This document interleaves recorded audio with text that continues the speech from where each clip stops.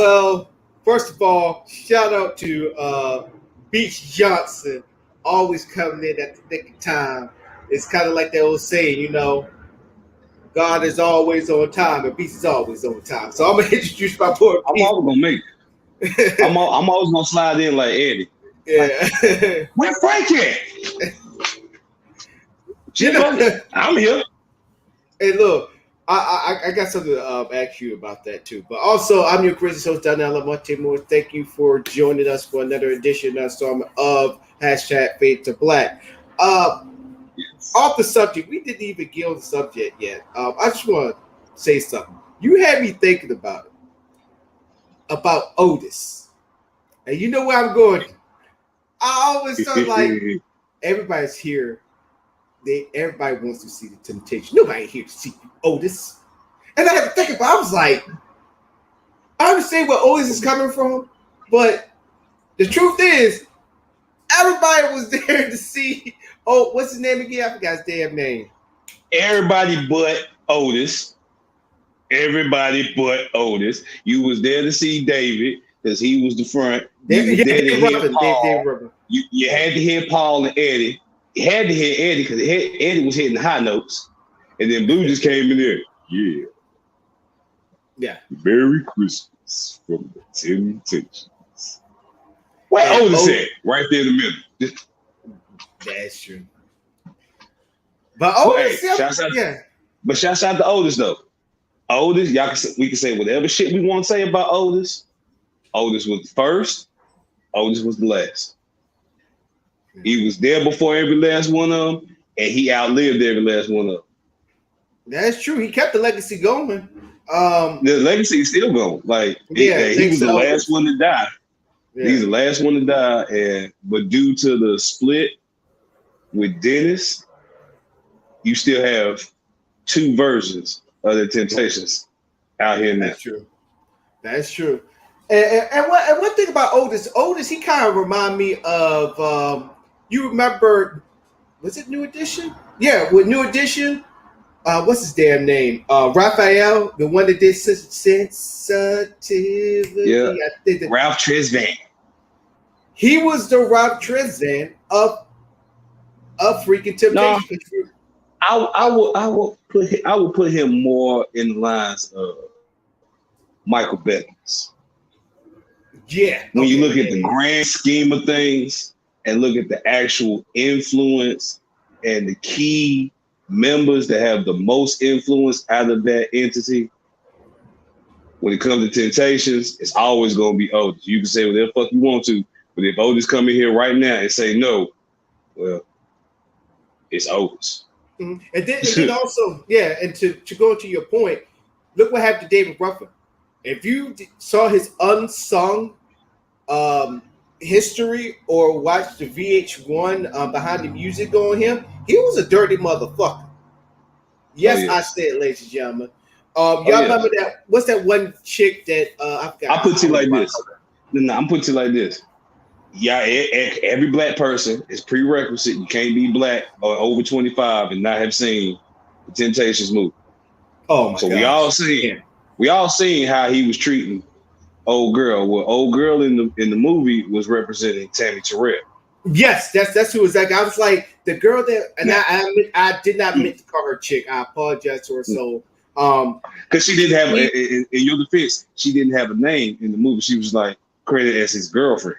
Right, and I didn't know that was her. But thinking about it, that makes sense because she was with Marvin Gaye majority of the time, making those hits. And that's what I was just about to make. Mm-hmm. Everybody, Marvin and David, two of the greatest voices to ever come out of Motown. When you think about vocal talent, you think of David Ruffin, Marvin Gaye, Smokey Robinson. Mm-hmm. But when it comes to David and Marvin, them motherfuckers was a lot more alike than everybody knew. Marvin was just as much a piece of shit as David was, but he was smoother with it.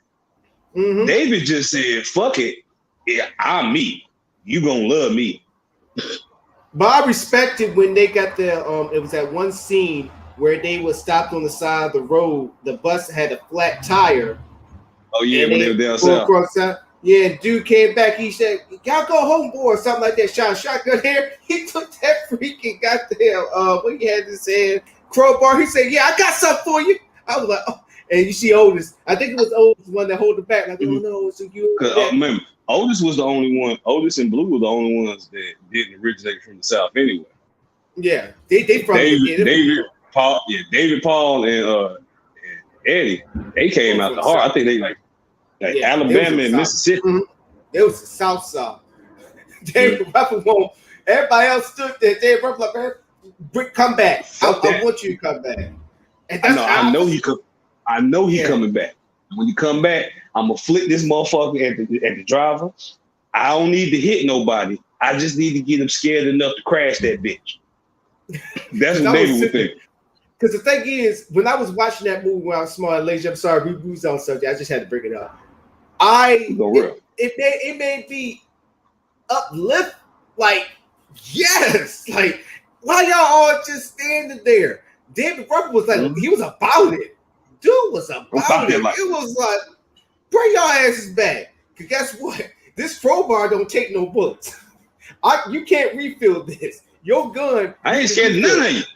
Right. Because a shotgun, you only put two shells up in there and you got to reload? Yeah. So by the time you coming back. Right. That's all I'm saying. You better be smart enough to put some buckshot in that bitch. Look. By the time he already got his freaking 2 shells up in there and he shut the freaking shut the gun, close it back up again, you already threw a crowbar to the driver. So it's just like, so and those shotguns still today are still, well, not as big as it was back in the day, but back in the day, those shotguns were like, take as much profile screens together. So good old fashioned gun barrel. Right. So like I had to bring that up because Otis was the nucleus, and sometimes people don't understand it's always the ones working behind the scenes that got all the power. Like New Edition, for example, I would say David what's his name? Bobby Brown was a David Ruffin of freaking. Oh yeah, he did. He definitely. He was a David Ruffin of New Edition. We can all agree on that. From a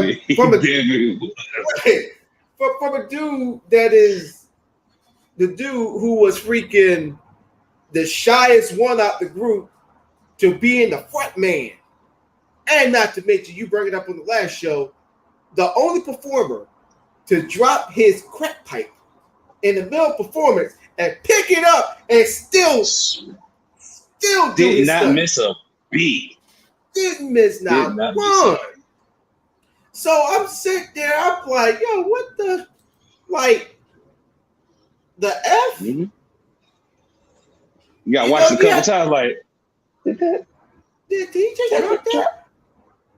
That nigga that dropped his coat. Yeah. Hey, smooth though. Smooth. You like, Good shit. And he sure did do it. So, but yeah, we're not gonna take too much of it. That's my fault. But we're gonna go and do our opening statements, and I'm going to start off because I really, in the words of I know, ain't that right, dog? I know, dog. Yeah, let's go to the opening statement. So, Busta Rhymes, we gotta talk, dog. We seriously gonna have a conversation. So let's go ahead and get started.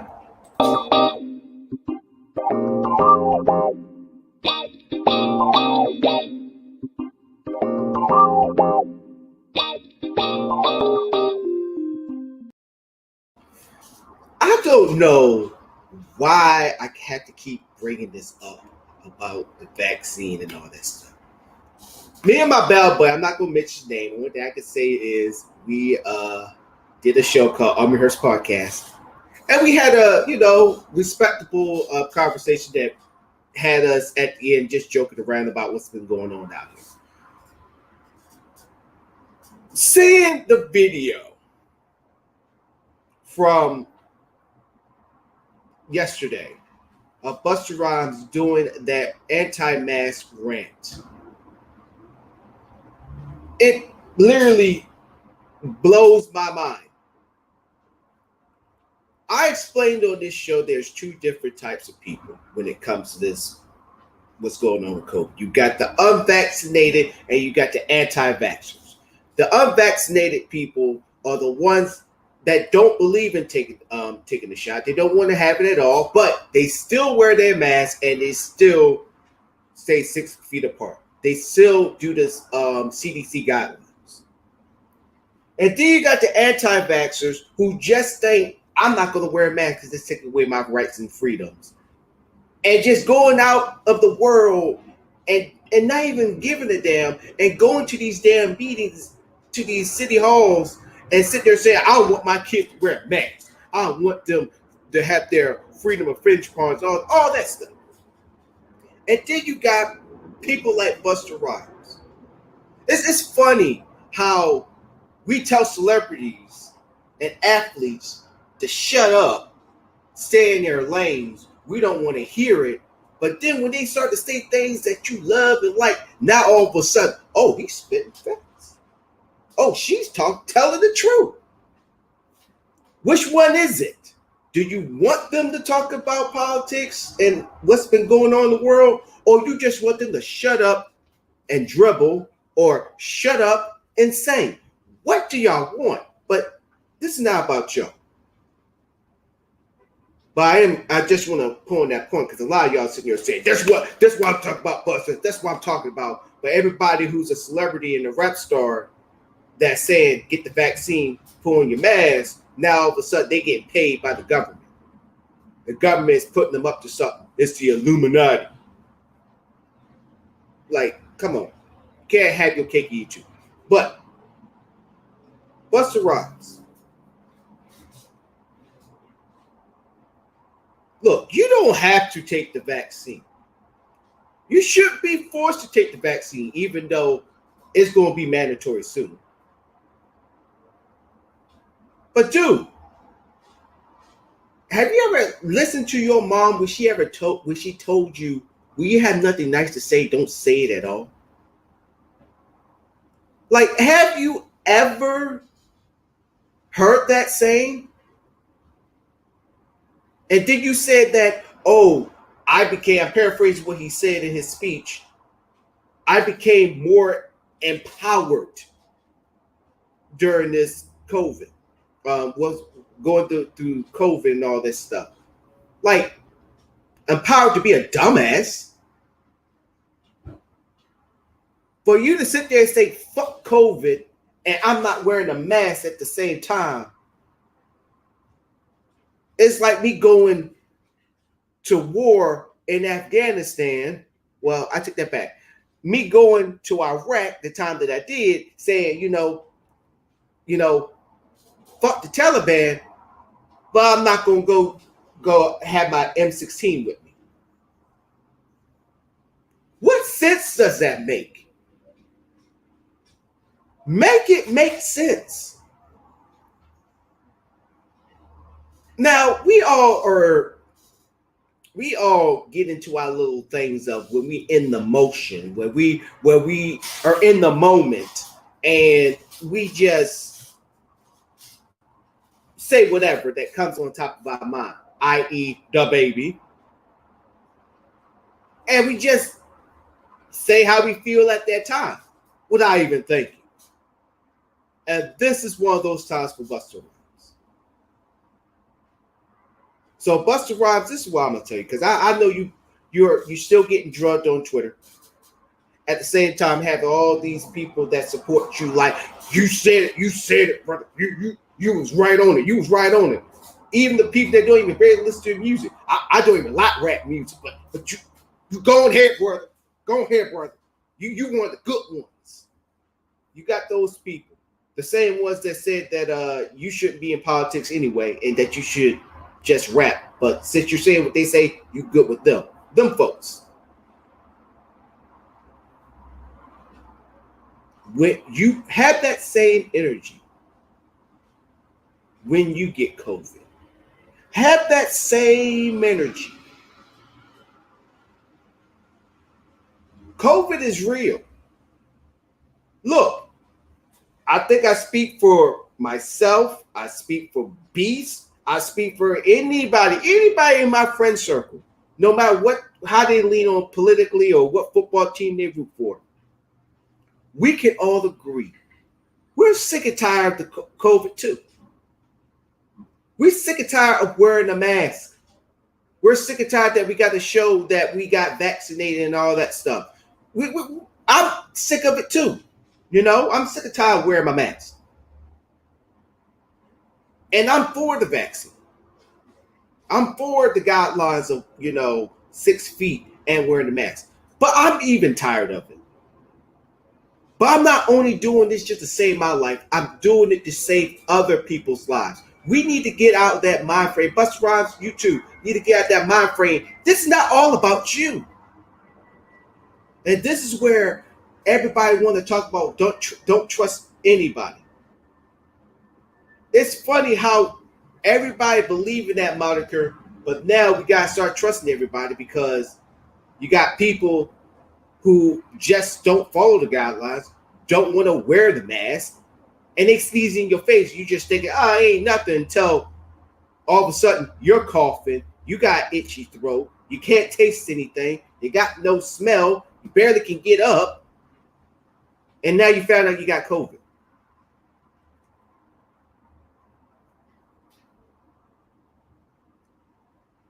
So keep that same energy, Buster. When you finally contract COVID, knock on wood, hopefully you don't, or somebody you love, a family member, or a real close friend of yours get COVID. Keep that same energy. And you're going to see for yourself that, damn, I should have never made that stupid out-of-mind anti-rant without thinking what the hell I was saying. So keep that same energy, Buster. Because sometimes it takes a life-changing moment to change your mind. And with that, I yield the floor. I want to talk about labels and how we as a society whore ourselves out and lust over labels, not understanding that labels and titles and they come with pros and cons. They also come with responsibilities and obligations. When you take upon that label or that title, you are perceived to carry yourself in a certain manner, in a certain way. You are also perceived to conduct yourself with a certain set of preconceived stereotypical actions. For you women, when you say you want to be a wife, you want to be married, the understanding and status quo of marriage is 50-50 partnership building. You're building a life together. So I will do half of it, you will do half of it. And we will fill in the deficits in each other's lives. I cook, you clean, you work out, watch the kids. However you need to work out, case by case. But a lot of you women don't do what you need to do on your end to truly deserve the title of wife. And same as men for husband. This is just an example. The main thing is, whatever label, whatever title that you feel as though you deserve or you truly aspire or desire for, make sure you do your due diligence and truly read up on what it means and what it is defined to be that title. Well, you street niggas that say you want to be a thug and you want to be a gangster. Well, the truest gangsters were gentlemen. That's how they got away with a lot of their gangster shit. Are you willing to lie to someone's mama that watched you grow up just so you can get close enough to hurt that man because he owe you money or owe someone you're associated with money. But that's what real gangsters did. Are you willing to look a man that you've known your entire life or watched you grow up and kill that man? Are you willing to do that? That's what real gangsters do. But y'all just see how they're portrayed and take it upon yourself to believe that's what it is and that's what it means. No. What you see is not the true extent of what that label is. It's the behind the scenes shit. Don't be a cop if you're not willing to be that true protector and be that unbiased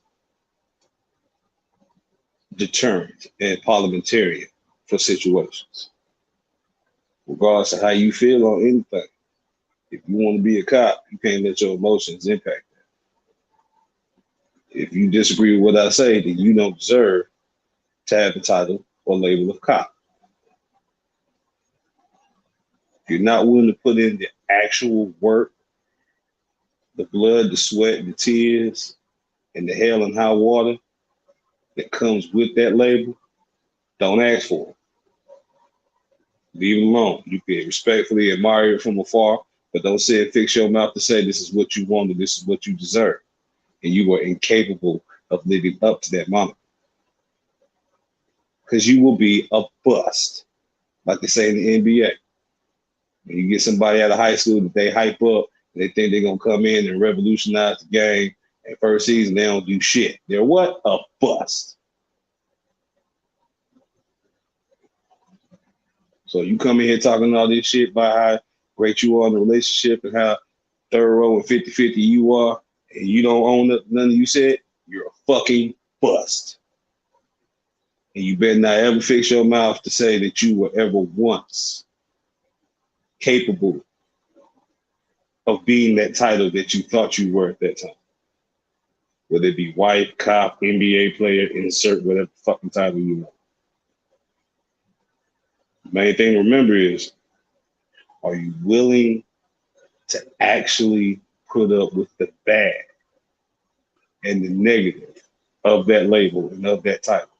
Are you willing to do the ugly shit for that label and title? And if so, go for it, get it. But if not, might want to reevaluate your life and rebrand yourself, because that title or label that you thought you deserved would not work for you. It only just destroy your life. So think about that. And with that, I yield.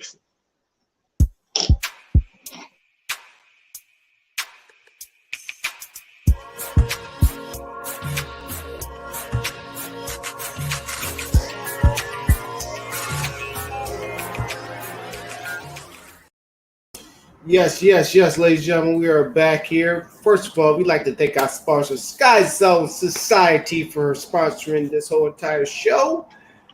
And remember to check out their stuff, as well as they do film photography as well. Sky Zone Society is strolling at the bottom. So I want to talk about social media influencers. The reason why there's a big fight that is coming up. It's going to be, I think was it Logan Paul versus my boy Tyron Woodley. So fucking wrong with that boy. Yeah. The reason why I want to bring this up is because we are living in an era where social influencers are becoming the new celebrities now. You don't have to be in a movie anymore. You don't have to be an athlete anymore. You just have to have a big ass following, have a niche in the freaking social media, and you're a sensation. You know, because over here, mainly, see, I'm not even gonna lie.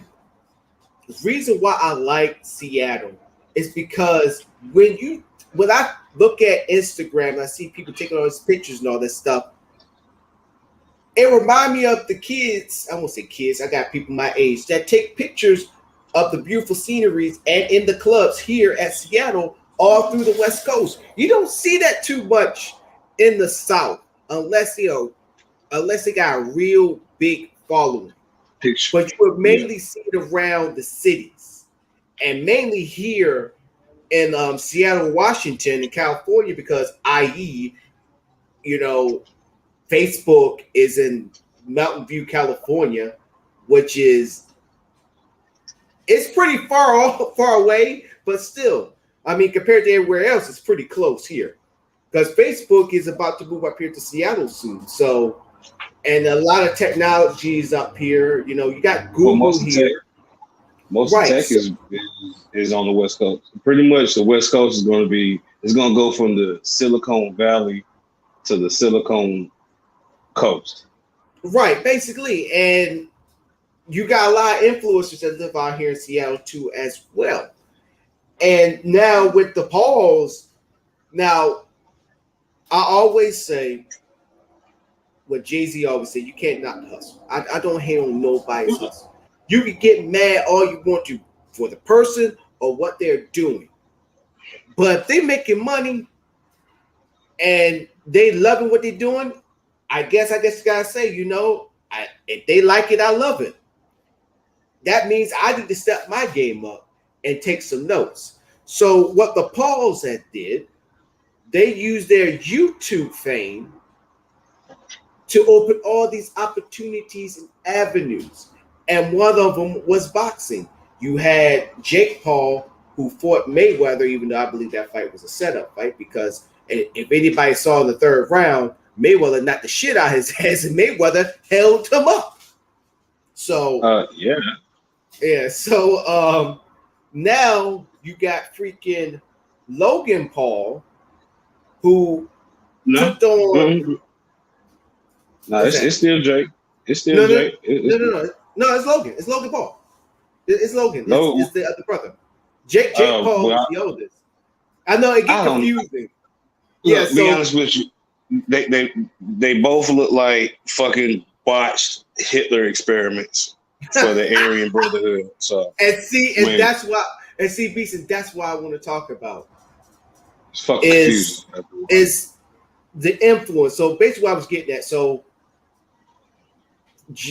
Logan Paul, who's 3-0, because he fought freaking Nate Robinson, knocked him out. And then he fought Ben Askren, who was a freaking MMA fighter who got a horrible stigma game. Yeah. Now he's fighting a legit boxer, MMA fighter, because if anybody know Tyron Woodley, that man can box. He can throw some bones. He fighting a real nigga with some real hands. That add training on top. See, Tyron Woodley is, like insert whatever name you grew up with that one cat that you most likely grew up with throughout life, that when it came down to it, there was a knockout artist. Like that was the last motherfucker you wanted to try. Why? Because everybody in the way is getting knocked out. Right? Mm-hmm. That's all he's not gonna fight you. No, he's gonna knock you out. What you mean? Every punch he throws is gonna be aimed at your head, and he's gonna knock you the fuck out. Mm-hmm. That's Tyron Woodley. Yeah, and then you mold that boy. You say, hey, do wrestling. Hey, now do some more boxing. Now just be a more trained fighter, because you're just a natural fighter. You're gonna fight at the drop of a dime anyway. You might as well learn how to do it properly and get paid for it. Right. So this is what you call an actual challenge in the sports city. This is a challenge for Paul. Does he actually have the merit, the determination, the testicular fortitude? And Beats, you are exactly right, because people are trying to say that Logan Paul has a chance because Tyron Woodley, ever since he lost his belt against Usman, he's been on a losing streak. And it's like, well, he's been on a losing streak. He got knocked out. He submitted and all that stuff. But you have to understand people who are saying this shit. And the sad thing is, you got experts in the boxing world that are saying this. Here's what I say to you. He lost to professionals. No. And not even that. You lost to a professional in your field, in your particular industry. That's like me losing out. That's literally like me losing out an award to T-Pain because we both can't sing and rap. Right. That means something within that realm, but outside of that realm, it's just an interesting footnote and it doesn't really mean anything. He submitted.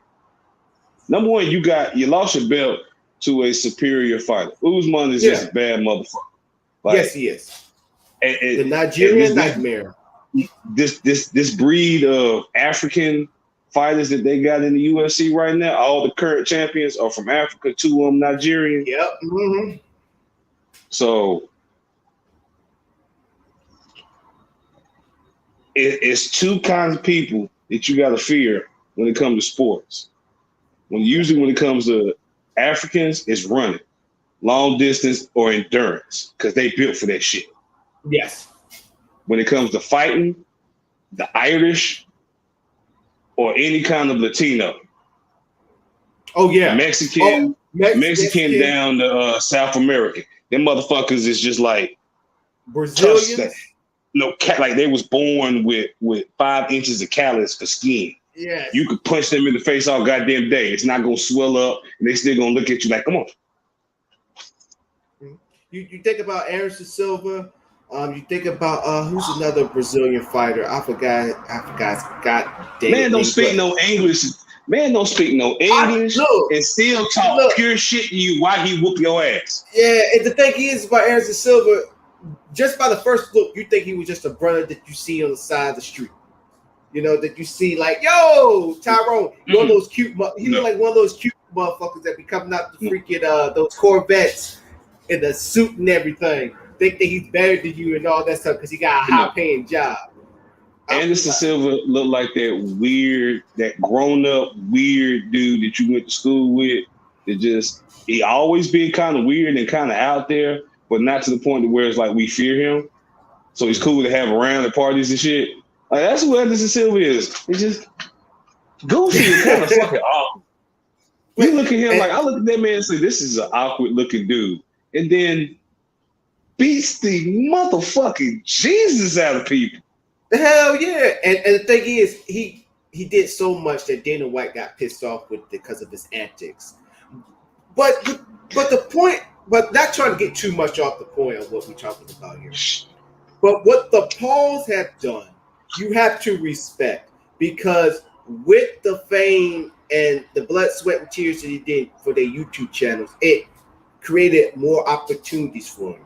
So, Beast, my question for you is this.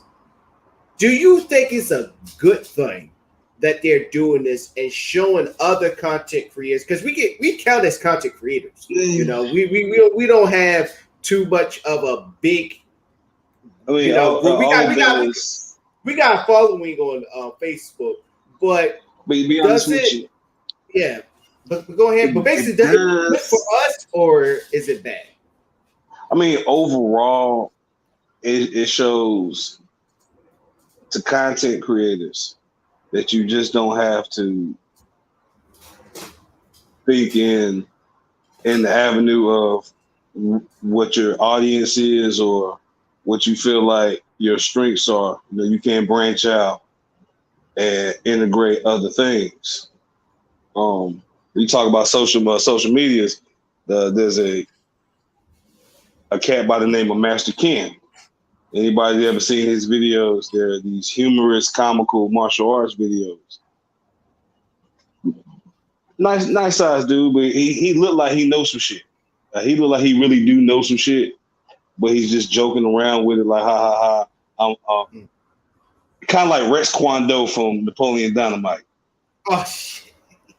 Yeah, that level of American cockiness. And it's just and his whole thing is, after every attack, always remember, re-stomp the groin. After every move, it doesn't matter what you do, re-stomp the groin. Pile driver, re-stomp the groin. gouge in the eye, reach off the groin. But it's like his level of his particular brand has actually got him. We talk about like branching out shit. He's now branched out to a Netflix movie called Paper Tigers. It's kind of like your newer action martial arts. It's kind of in the vein of the B90s B movie action flicks, but on the higher echelon. Like it could have made it to the movies, but Netflix, they dropped it on Showtime. Yeah, but it's like, damn, but it's still a good ass movie. It's like it's one of those. Which leads to another thing too. A lot of influencers now. We just not talking about the Pauls here. You got other influencers that have shows and have movies on Netflix too, or been part of big movie projects. Like I'm thinking of that one brother right now. I forgot his name. King Botch. King Botch, that's his name. Even though King Botch, I had to go back to, everybody remember Vine, because he was a big hit on Vine. And it was a YouTube video where they said the reason why he became successful because all of his skits were from black stereotypes of no father, ghetto, basically ghetto shit. Just think of any stereotype and get some. He used it in the beginning. That was it, but like what he's known for, because everybody does whatever the fuck they can in the beginning. So you can't really judge nobody. You're just doing shit. Right. Just trying to find the lane. But right. And what he's known for is not along that line. So right. And I mean, you really can't fault him. And in seeing all his past stuff, does it make me a little frustrated that he did it? I'm like, yeah. But people also gotta understand, you also change too. So when I see his rest of his content, I don't see none of his content doing that anymore. So you have to respect him for that. Hopefully Beats everything's going good. Oh, cool. All right. But my thing is, for me, I'm kind of in between, if that makes sense. I mean, the reason why I say I'm in between is because you got content creators that actually look out for the benefit look out for the community as a whole. To show the blueprint of this is what you do and this is how you do it. But then you got those, and you know what I'm talking about when I go to this part, Beast, and this goes to the TikTok, where you got a lot of black content creators on TikTok that come up with these trends and come up with these dances.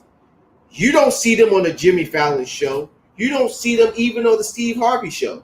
You will see white people, definitely the ones that are already known, taking these trends and creating it and making it into their own. And I believe that the black TikTokers are still on strike. And TikTok has been suffering for it still. And that's why I'm in between with it. That's why I'm in the middle. Oh, I can't hear you. Hold on. Maybe it's just my mic. I can't hear you. I can't hear. Hold on. Let me see. Hold up, ladies and gentlemen. Hold on. Let me see if it's just me. We're going to go take a commercial break. We'll be right back. I just got to see something real quick. Yeah.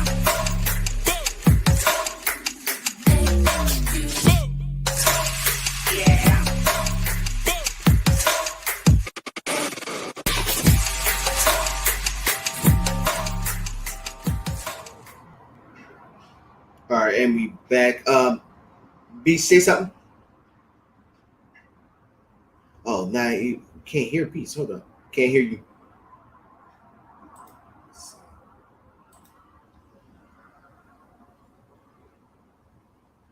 Hey, Beats. I don't know why you muted out. I can't hear you.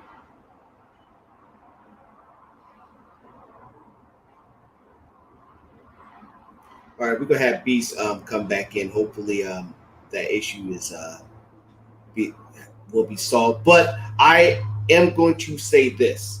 I am going to say this. Hopefully y'all can hear me. Is that's the reason why I'm in the middle when it comes to content creators, because not and another thing is the algorithm. When the algorithm was created, for me, I knew for everybody who was in the YouTube days when YouTube was just, people just posting videos of friends falling or anything like that. All right, hopefully Beast situation is straight. Yes, Beast, I can hear you now. You hear me? Yeah, I can hear you. So go ahead, make that point, Beast, you was about to say. As far as the black content creators, well, as far as TikTok goes, now I know 4 of them have been compensated and set up with royalties for their contributions. But there's that issue when it comes to social media and the content creators, where it's a balance of kind of whoring yourself out for attention. Because that's basically what we're all doing from our personal particular perspective and vantage points. We want you to see us. We want you to see what we're doing, what we're talking about, what we're saying. I'm here. Hey, that's what we're all doing as content creators. Yeah. Whether in front or behind the scenes. So it's a matter of an individual basis. When it comes to the Pauls, they needed to rebrand themselves anyway. Yeah. So from a PR marketing standpoint, you got to look at it like, y'all went from Disney. Anybody that comes out of Disney always tries to go extra hard once they get out, because Disney is Disney. And if you be good, forced to be good for so long, you're going to fucking rebel extra hard once you get out. That's what all the Disney kids do. But then you get to the point where you're still trying to make money, you still get noticed, but your rebellious ways are now starting to fuck with your money. And see, we live in an era where everything can be spun. So now it's rebranding. How can we take your negatives and twist them and kind of clean them up for a more positive appeal? So if you're going to be a bad boy, you might as well know how to take a punch. Get you into boxing. Get some washed up folk to do a bam. So, when it comes to folk like us, that's more for the community. That is that shows us that, hey, we can step outside of our comfort zones and even step into other avenues and venues that don't have anything to do with our particular content or social media, and try to incorporate that into it as well. Because the fact that it was boxing helped keep boxing alive, because not a lot of people, because due to the UFC, nobody really watches boxing, and even the talent pool for fighters, for athletic fighters, are going to veer more into the martial arts and fight sciences as opposed to boxing now. Right. There's more money in UFC and kicking in than just punching somebody in the face. And the crazy thing is, Dana White, not trying to get too much off the subject, I'm gonna say this about Dana White. I've never been a Dana White fan. I think Dana White is the modern day Don King, but only in MMA. He only paid. Now, I only agree with you to an extent about the paycheck. I still believe that boxers still get paid, but they still get fucked over too. But Dana White only pays the fighters what he deemed they should be paid. So if it's just like if you was part of a battle rap and you made the card. Let's say you was the co-main event. So whatever that event makes, you're gonna get a good chunk of the purse of the money that's been made. If you, let's say you won, and it was the freaking battle of the night, because you win extra money if you have like special little price like the knockout of the night. Well, not knockout of the night, but like the lyric of the night. I think you do get KO tonight. Yeah, the comeback of the night, or the best one, the battle of the night, and you there to get your check, and you see that you getting only $2,000. And you know that this whole entire thing made at least over 250,000, and you get 2 G's, and you was co-main event. Somebody owe me some money. You're not gonna tell me you're gonna be like, oh, $2,000. This is great. You're gonna be like, yo, these Benjamin Franklins, these zeros are looking kind of lonely. Where the rest? Where the rest? $2,000? Does it look like I was just here as a security guard? And even as a security guard, I'd be like, these zeros are missing their cousins. Where they at? And so I'm missing at least 1 0. Right. You know what I mean? Maybe even a 5 need to be added up in there. And I'm not talking about with the zeros, but behind that too, directly behind the 2.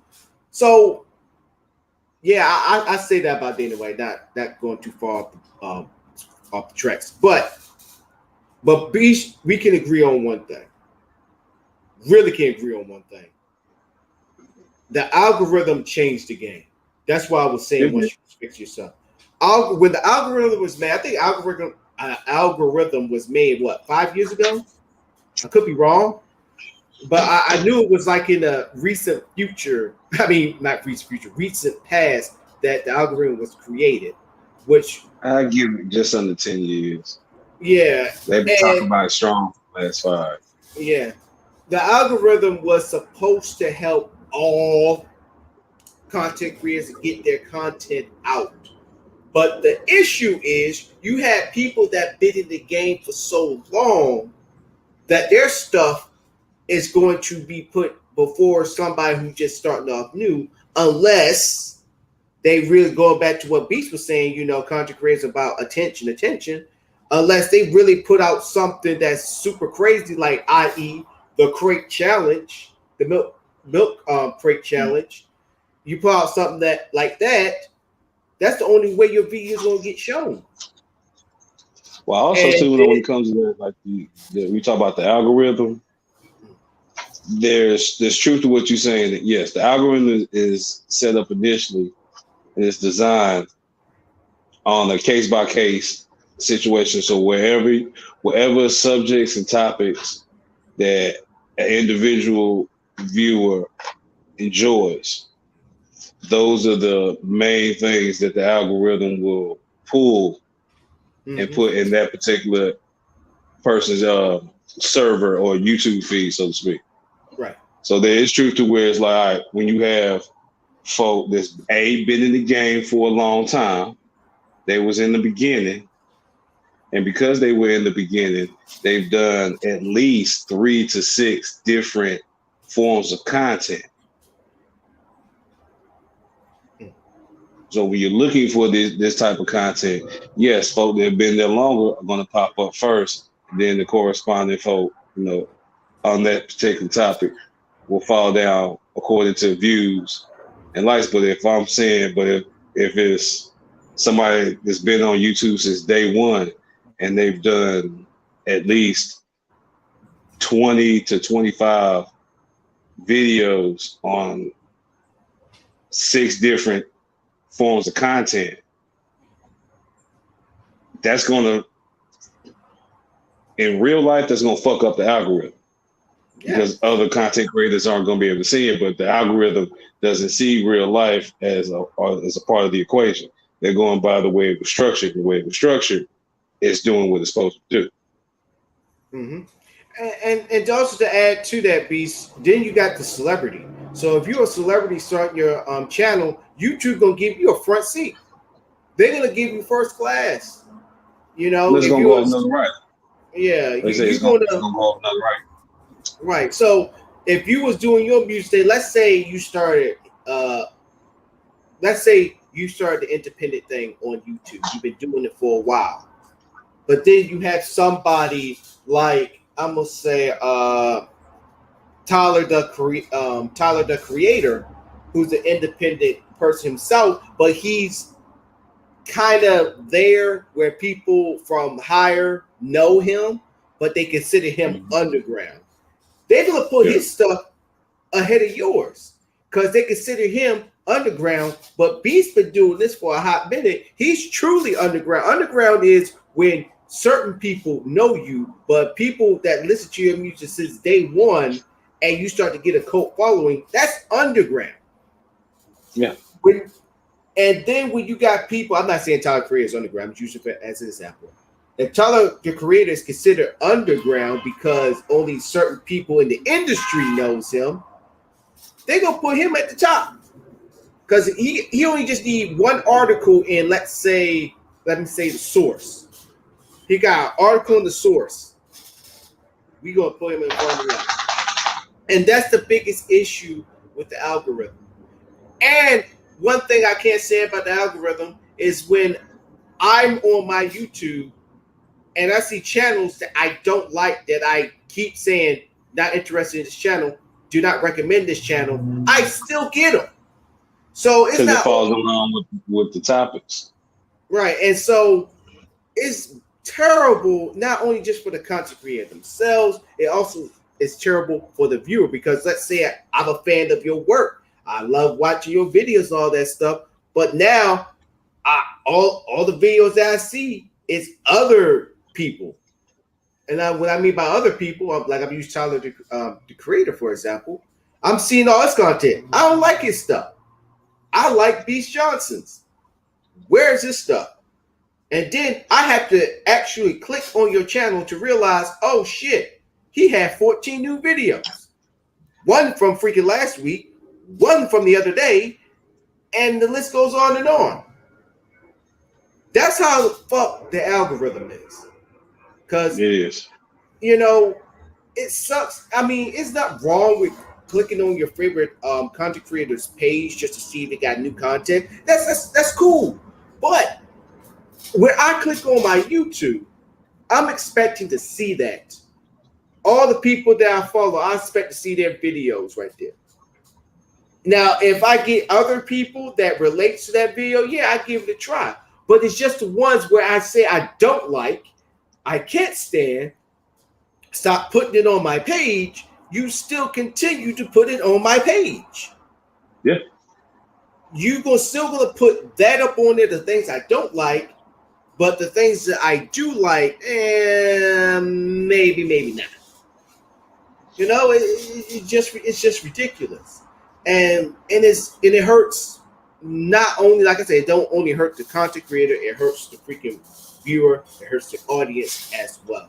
And that's why a lot of people are not feeling this algorithm. And also, even way before the algorithm, I just don't like when you got celebrities that decide to do a YouTube channel. Now all of a sudden people just jump on the bandwagon like, oh, let's go ahead and watch their content. When you got somebody that's probably already been doing what they're doing, and they stole the idea, which goes back to the black TikTokers, because with our format of our show, somebody else could freaking use it that, let's say, came from CNN or BET, and now they doing the same format of our show. And you like, yo, what the WTF is going on here? We've been doing this. And then when we call them to the carpet, they will consider us haters. They will say that we hating. They've been doing this for a while, but we show proof like we've been doing this for going on 10 years.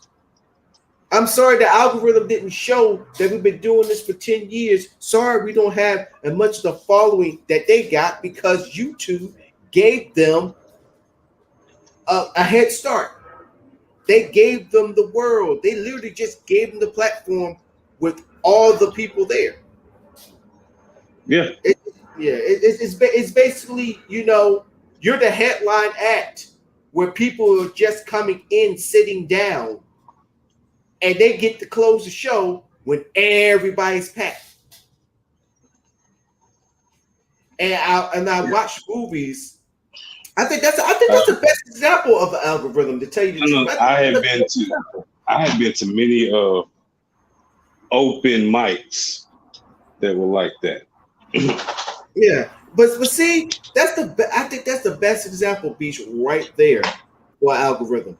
It's a concert where you got the one band that been doing it forever and a day, are headlining, and they're performing, and people, you only got like few 5-6 people here, but you still got people at the concession stands, and you got people still coming in, checking in their tickets and all that stuff, and you performing.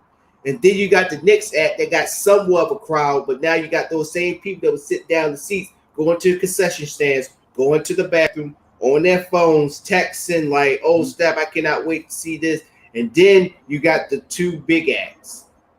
Now you got like a packed house now, somewhat of a packed house. But everybody's looking forward to the closer, the final show. They get up on stage and they do whatever. Don't even have to do no work. I think that's the best example for an algorithm. You could be that one person, do all the work and all that stuff, and you don't get the accolades. But if you're got that persona, the celebrity and all that stuff, or you're an athlete on a big team or a winning team, YouTube gonna give you everything. And I'm not just saying YouTube, I'm talking about social media in general. They're gonna give them the world. They're gonna give them that platform. They're gonna give them the audience. Whatever you do with it is up to you. You cannot make. Yeah, you cannot make. I compare it more to elementary school student body election. Has anybody that's ever actually done a student election? It's all a fucking popularity contest. I won vice president, and the freaking person that was ahead of it, she was. It's a funny thing. I was thinking about that the other day, and she was. Excuse my language, ladies. I'm gonna have to say this. She was a complete bitch. If I ever see her ever in life again, I would literally take the wheels off a wheelchair. I would literally unscrew it and make sure that we're on the hill, and I'd be like, "I hope you have a nice trip, huh?" Whoop. Yeah. Right. But yes, I agree with that. I have definitely wished prison rape on the victor of a couple of the ones that I've done. Because it's almost some shit like the movies. Like you put forth that effort, you be sincere and genuine in your approach and shit. You actually think about fucking everybody and your decisions. It all boils down to we like the blonde-haired white kid better. Everybody likes Tyler. And Tyler's cool. Nobody likes the fat black kid. Okay, that's cool. Fuck all y'all. Yeah. No forgiveness. No whatsoever. But I hope I end up selling drugs to your children. And remember told that Beach Johnson sent. Like, ain't your mama name Rebecca? You took this from your mama, didn't you? Be honest. You stole this money from your mama, didn't you? It's an extra grand.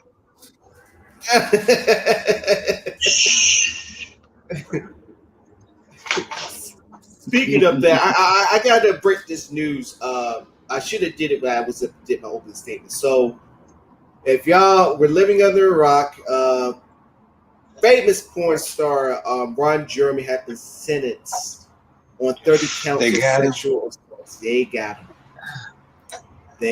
him. Ron, I'm shifting gears a little bit. I'm gonna tell y'all about Ron Jeremy. If y'all look, before you do that, let me jump because this is a porn star, one of the most prolifically named porn stars in all of porn history. If you don't know nothing about porn, no, iconic at this point. Yes. Yes. Most iconic name in fucking porn, Ron Jeremy. It just sounds like a porn name too. It's like, this is first name, right? Like, perfect. God already knew what was up. But you gotta think this man has gotten paid for countless decades to bang some of the most supple, nubile, flexible, sexually uninhibited women of this world. There was a moment when another celebrity said, "I want to see your penis," on camera, and he was like, "No." Bitch, you're Ron fucking Jeremy. You wake up with cameras in front of you. Like, you pulling your dick out in front of people when there's cameras. Isn't that like part of your contract isn't that part of your profession? Profession, that's your job. like you're already being paid. You're already on camera. Go ahead, whip your dick out real quick. That's what she was like. Go ahead, whip it out real quick. He was like, no. I think I know what you're talking about. Yeah, surreal life. Yeah, surreal life. I find it very hard, no pun intended, to believe that he is of that caliber. Apparently I am wrong from a legality standpoint. Same here. I don't know everything, but that's definitely one of those names and type of situations like, who did what? Him? Damn. 30. What? And I think that amounts up to because I heard this a couple years ago that they was doing this to him, and at that time they said that he was going to serve to over 100 years in prison. And I'm like, whoa! It was closer to like the number they was talking was like, I think like 135, somewhere close to 150. Yeah, it was going to be the amount of years from all the charges he got, because he said he got hit with 30. It was originally it was like 40, it was like 45, almost 50. 45. Mm-hmm. And that's I heard a bigger number when he initially got charged with all this shit. Yeah, see, it was talking like that's his whole life. He already put ill. No. That's when you're at that age, like when you're over 60 and you get sentenced to more than 2 decades, that's just pretty much the life and the cosmic universe and God and the devil just telling you this is your death. It's the equivalent of being told you have final stage terminal illness and there's no coming back from this. There's no treatment. There's no regression. You're going to die from this. Like, that's the same equivalent to be told at his age, we sentence you to over 100 years. Bitch, I'm 77. Why not just take me out back and smother me with a pillow? Just make it easier. Hey, look. If y'all hate me, if you fucking hate me like that, and you want me to die, fuck, just smother me in my sleep. Look, and then also think about it. The people that are prosecuting him probably were fans. And ain't no problem. saw his work. Excuse me. Knock on wood. Ain't no man in America in the year 2021 has not had his penis tingled at least one time from a scene including Mr. Ron Jeremy. I don't give a fuck your color, creed, nationality. If you know what porn is and you've watched at least 3 seconds of it, you know what Ron Jeremy working with. Let's just keep it real. Everybody know what Ron Jeremy working with because we all seen the scene. Yeah. Especially if you was an 80s baby, you definitely had one of them VHSs that your mama and them had. And here's the thing. Ron Jeremy was, before Trey Songz, he was Mr. Steal Your Girl. If he wanted to. No. Ron Jeremy Ron Jeremy was like he was the first, honestly, he was like the first weird nerd cosplay because the motherfucker's built like Super Mario. But he out here just laying World 8 pipe on these bitches. and Leisha, we're not glorifying Ron Jeremy. We don't know who his accusers are or anything like that, but but at the same time, we speaking from the honest, behind the scenes, in the backyard conversations. Right? Yeah, you have to, but also you have to respect that this man was in the golden age of, I'm not even gonna say porn, but the adult industry, where at that time their movies almost came close, like the movies at that time. If we talked about mid 70s to the early 80s, Roger before VHS, right, and still even after the heyday of the adult industry, I'm chasing up. I won't say porn. I say adult industry. He still was doing his own side projects, and like, if you could work with Ron Jeremy, it's pretty much like he was like the Ric Flair of freaking the adult industry. He still probably is still considered the Ric Flair of the industry. I mean, out of all the names you can think of from back in the day, or from any of them from back in the day, that's the one name people gonna say, Ron Jeremy. And for everybody knows Ron Jeremy. Yeah, everybody knows Ron Jeremy. So your grandma, yeah, your nana might have been in one of them scenes. Hey, look. You probably heard that from us. Look, but I will say this. Ron Jeremy got charged. I'm kind of disheartened that this came to be and that all this information came out. I just wish I was on top of it to understand, no pun intended, to understand the story much more. But it's too late for that now. He's being charged, and he should have known better for what he was doing. But still, you have to respect the groundwork that man has done for the adult industry. He was the one that literally put the adult industry on his back, other than what's his name? John Holmes. Wherever, I knew his last name was Holmes.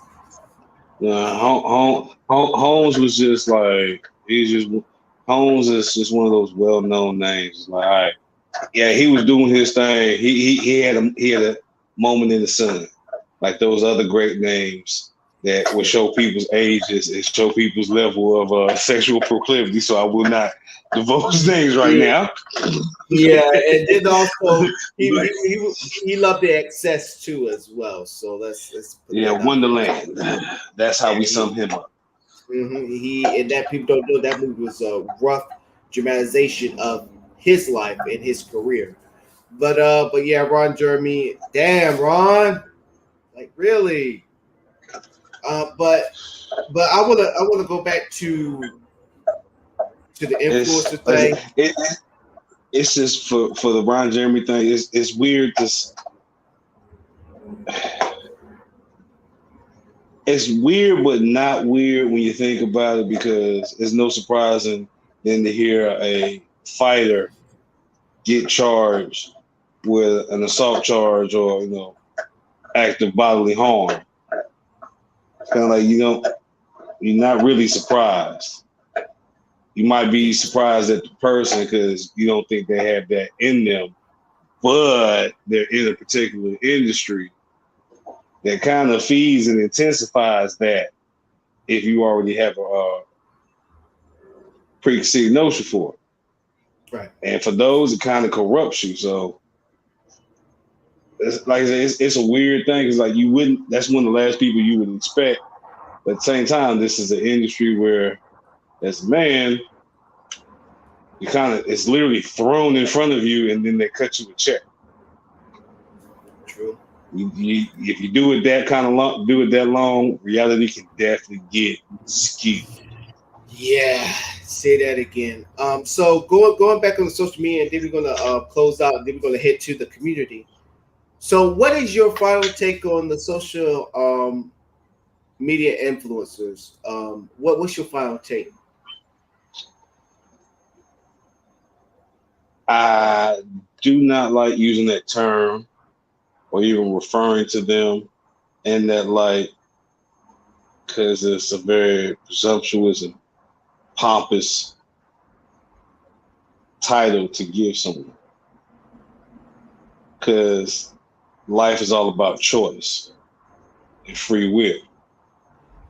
To call someone, to label someone and accept the label of influencer says that I have a way of controlling your choice and maneuvering your choice to my particular whim and vision.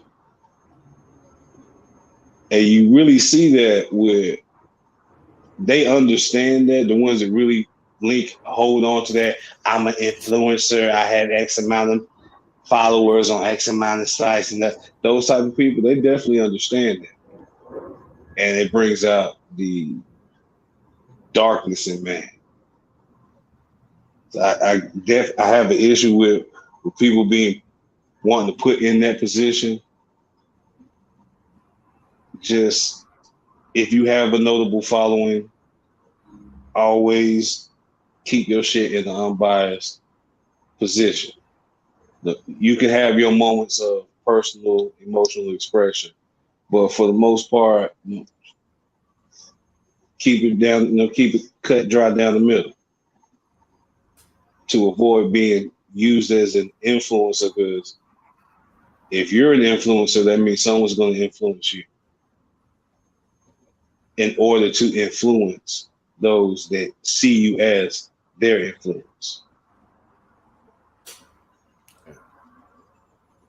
Making sense. Yeah, I dig that. My take is, as for any social media influencers, just make sure that you're not in it just for yourself. Remember, you got people that's gonna follow you because you got the impressionable minds out there. But then also realize you got also content creators that's in your niche that's doing it too. Like they say, always create waves. Be the breakthrough that's going to help somebody else out as well, because you're not going to be doing this forever. I'm gonna use the pause again. They made an opportunity for themselves because they know and realize that YouTube is not always going to be there. That they could find something a lot better than YouTube, and then they could just put YouTube as a secondary, maybe a third source of income. So not even that. Well, it's that, but I'll add on more specifically that they can't make the maximum amount of money for their particular brand off of YouTube anymore due to the changes in algorithms. Yeah. So you got to find the areas that accept you and will let you be you and pay you. And that requires you training for some months and learn how to take a punch, then so be it. Especially if the check is at least twice what you would have been taking home from what you're getting from the other spot. Yeah. And so that's where the pop crack rib. Right. Hit the and also the thing is too, there's always going to be somebody that's going to have a better show than you, that's going to take your spot. Y'all have to understand that. But I also believe that you can have a sustainment, and then you have somebody that's on the rise. It should be up to you to bow down gracefully and be like, hey, the run was great. It created me all these opportunities. Hey, you got the juice now.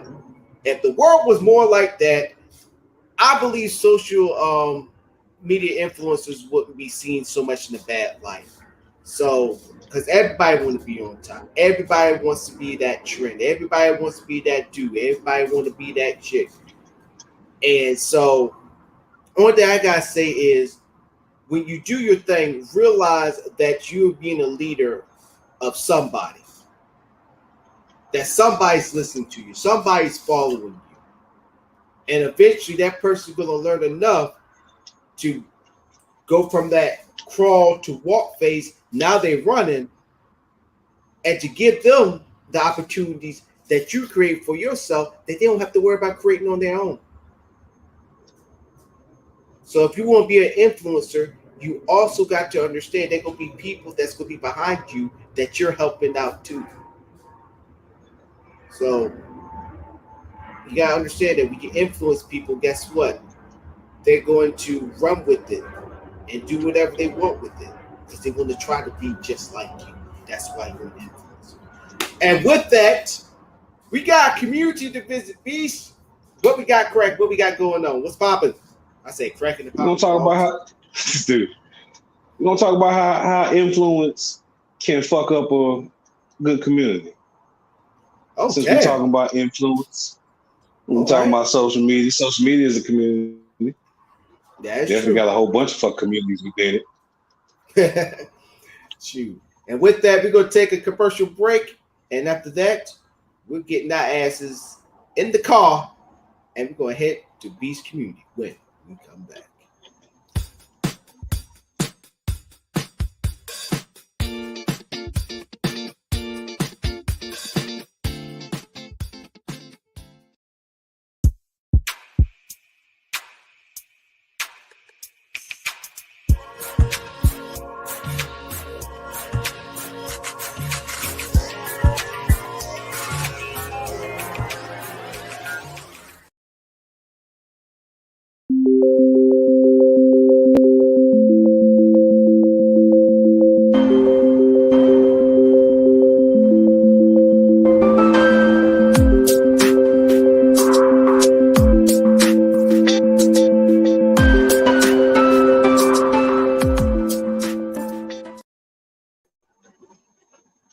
Welcome.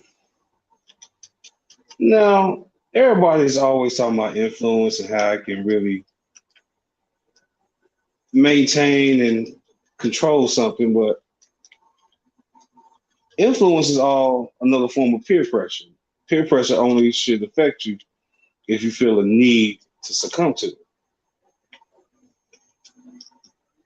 Everybody remember that one kid in the neighborhood that was what they would say naive, gullible, easily persuadable, highly influenced.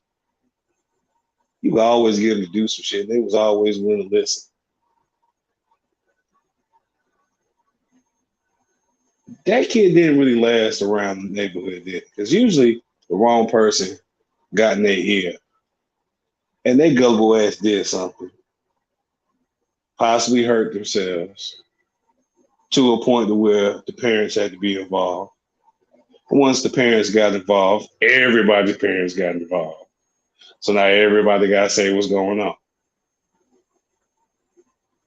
That's the type of shit that happens when the wrong type of influence is put upon and followed. We got to understand that just because everybody knows them or everybody sees them around or they seem pleasant with everybody doesn't mean they're an individual worth listening to. Their influence shouldn't really hold any weight to you. You always have to be mindful of if someone's telling you to do something or trying to influence you to a certain way of thought, always look at as a why would they do that and what's in it for them. Because just because they tell you it's the truth doesn't mean it's the truth. They're just trying to influence and manipulate how you see the world and get you to see what they need to see. It's kind of the equivalent of me standing at a point and Donnell standing at another point that creates a 45-degree angle. We obviously see things different. Better use of visuals. I'm standing at 6 o'clock. He's standing at 9 o'clock. But I want him to see 2 o'clock how I see 2 o'clock. Instead of me getting him to move to my 6 location to look at 2 o'clock, I'm going to try to influence his thoughts, influence his way of viewing the world, and try to get him to look at 2 o'clock the same way in the same vantage point that I'm looking at it without him physically moving. That's what influence is really about at the end of the day. Do you want that influence to be a positive, progressive change and benefit to your community? Or will you allow that influence to be an extreme deficit and the catalyst for the destruction of the community? Do you want to listen to somebody and end up finding a cool new spot or cool new thing to do that don't get you in trouble? Or you want to listen to somebody that cause you to fuck yourself up and now your mama mad and now your mama complaining to the other mamas. Now everybody mad at you because you fucked up because you listened to the wrong person. How will you allow influence to reign in your life? Yes, sir.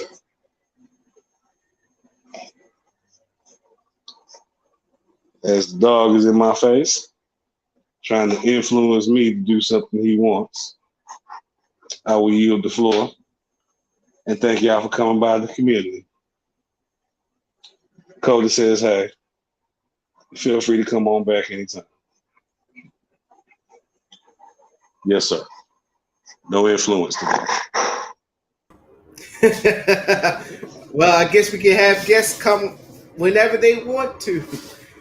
Don't worry, he's been on the show a couple of times, ladies and gentlemen. This is not his first. But other than that, I think that's a indication that it's time for us to go. And with that being said, I've been your great show, John Monty Morris. As for Beast Johnson, as well as his dog, this has been another show of #Fade to Black. And also, I reached out to Teach. Well, actually, Teach reached out to me. I did the Alamonte show. We had a hour-long conversation. Nice. Go check that out. Yeah, go check that out on Instagram. On my Instagram, Alamonte31. It's pretty long. First part, I was talking about the Busta Rhymes thing, and then she surprised and came on the show and talked to her. So go and see that interview, and we will be back on Friday. 2 Fridays in a row, y'all. Was it 2 Fridays in a row? Yeah, 2 Fridays in a row. We did it. So we're going to try to make consecutive 3 Fridays in a row that we're going to be doing this live. So, but other than that, remember, it's Hump Day, Thursday, then Friday. Just saying. Time for us to head on out. Y'all have a good one. We control the narrative here. Catch y'all later. Once again, bye. Peace.